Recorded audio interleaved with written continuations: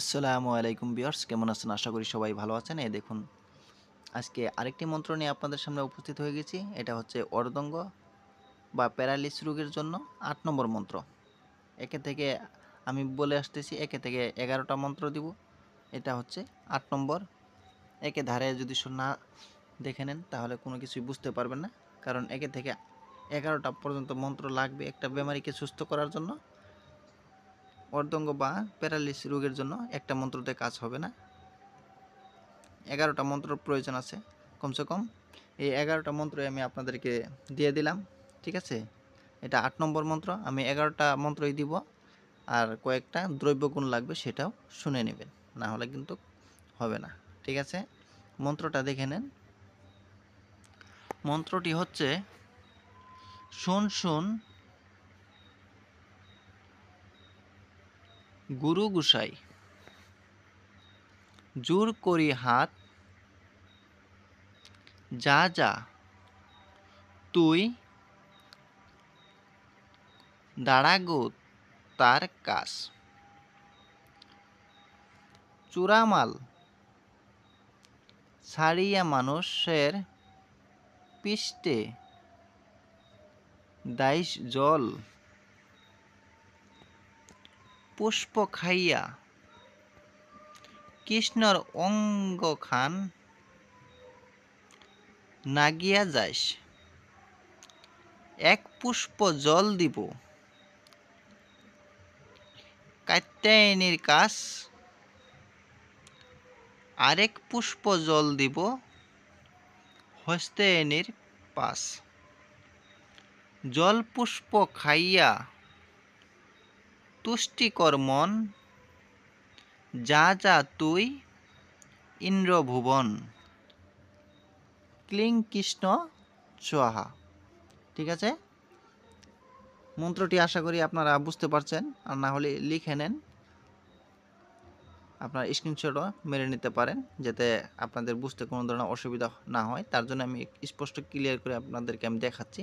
ভালো করে দেখে নেন এবং কি বুঝে নেন। ঠিক আছে? এই মন্ত্রটি কিভাবে ব্যবহার করবেন সেটাও আমি বলতেছি। আর দ্রব্যগুণের কথাগুলো শুনে নেবেন, না হলে কিন্তু হবে না। ঠিক আছে? এখন কিন্তু আপনাদের দ্রব্যগুণের প্রয়োজন আছে। ৮ নম্বর পর্যন্ত যখন যাবেন তারপরে কিন্তু দ্রব্যগুণের প্রয়োজন। ঠিক আছে? দ্রব্যগুণ দিয়ে কী করবেন সেটাও আমি বলতেছি। এটা হচ্ছে এই মন্ত্রটি, এখানে নিয়মটা দেখে নেন। প্রয়োগবিধি: এই মন্ত্র এক নিঃশ্বাসে পাঠ করতে করতে রোগীর মাথায় হাত দিয়ে দিতে হবে। হাত না দিলে কিন্তু হবে না। রোগীর মাথায় হাত বুলাইতে বুলাইতে আপনারা কিন্তু এই মন্ত্রটি এক নিঃশ্বাসে একবার করে পড়বেন, আবার আরেক নিঃশ্বাসে একবার করে পড়বেন, একটা করে ফু দেবেন। এইভাবে ১১ বারও পড়তে পারেন, ২১ বারও পড়তে পারেন। পড়ার পরে এখানে কিন্তু দ্রব্যগুণটা দেখে নেন। এখানে কয়েকটা দ্রব্যগুণ আছে, সেই দ্রব্যগুণগুলো কিন্তু এখন প্রয়োজন পড়বে। এই দেখুন, এই দ্রব্যগুণগুলো হচ্ছে মন্ত্র দুইটি পাঠ করার পর অশোক সেঁদুর, প্রথমে লাগবে অশোক সেঁদুর, তারপরে লাগবে অশোক মানিক,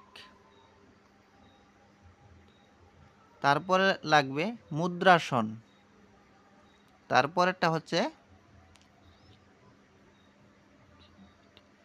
সিংকিরিট,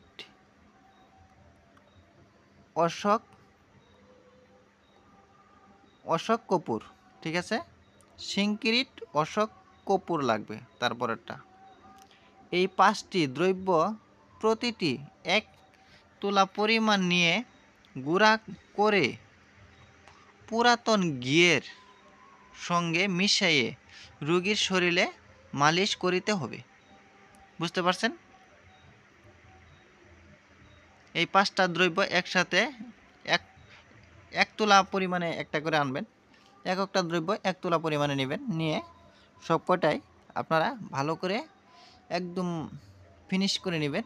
ফিনিশ করে পুরাতন ঘিয়ের সাথে মিশিয়ে সেই রোগীর গায়ে কী করা লাগবে? মালিশ করা লাগবে। ঠিক আছে, আশা করি আপনারা বুঝতে পারছেন। আমি এখন আপনাদেরকে আর 2টা মন্ত্র আছে, সেই 2টা মন্ত্র আমি আপনাদেরকে দিয়ে দিব। দেখতে থাকুন, তাহলেই বুঝতে পারবেন। আশা করি এইভাবে কাজগুলো করলে যে কোনো প্যারালিস রোগী হোক বা অর্ধাঙ্গ বেমারি হোক, যেগুলো বেমার নাকি এক্সাইট হয়ে গেছে, চলতে পারে না, অবেশ হয়ে গেছে, সেগুলো কিন্তু চলতে পারবে, আশা করা যায়। ঠিক আছে, আশা করি আপনারা এই ভিডিওগুলো দেখতেছেন, আপনাদের ভালো লাগবে, কারণ কোনো না কোনো কাজে লাগবে কোনো দিন। যদি সব প্রয়োজন পড়ে তাহলে আপনারা খাটিয়ে দেখবেন, 100% কাজ করবে। ভিডিওটা দেখার জন্য অনেক অনেক ধন্যবাদ। আর 2টা মন্ত্র আছে, 3টা মন্ত্র আছে, সেই 3টা মন্ত্র আমি দেখাবো পরবর্তী ভিডিওতে। সবাই ভালো থাকেন, সুস্থ থাকেন, খোদা হাফেজ।